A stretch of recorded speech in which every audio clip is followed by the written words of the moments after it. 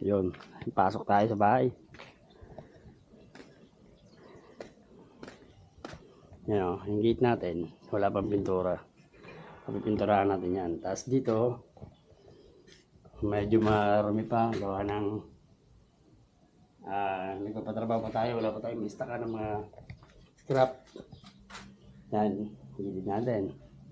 Ito yung harapan. Hindi pa masyadong finish. Yun o. Alright yan. Yan. Ating mga bubong, medyo ayos na rin naman.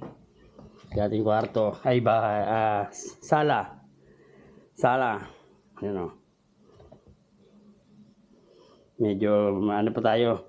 Hindi pa mamalinis-linis, gawa ng nagtatrabaho palagi. Yan.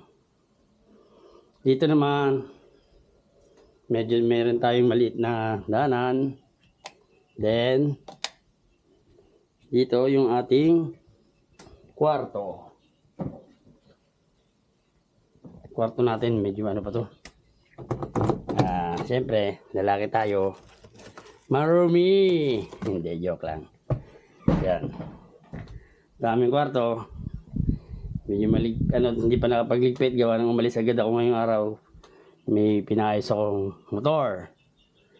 Tapos, ito yung aming CR. CR namin, oh. Yun.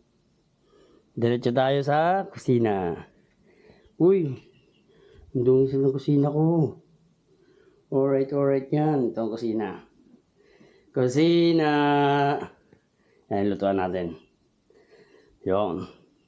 Tapos, dito may, ayan dito. Pintuan, ito yun yung tagos doon. Sa ating ano, medyo against the light siya, kaya yon. Yeah, ito yung ating maliit na kwarto. Hindi pa tapos yan, oh, mga cabinet na yan. Hindi pa nalalagay yung mga sara niyan. Ito. Maliit lang pero sulit. Diga, alright.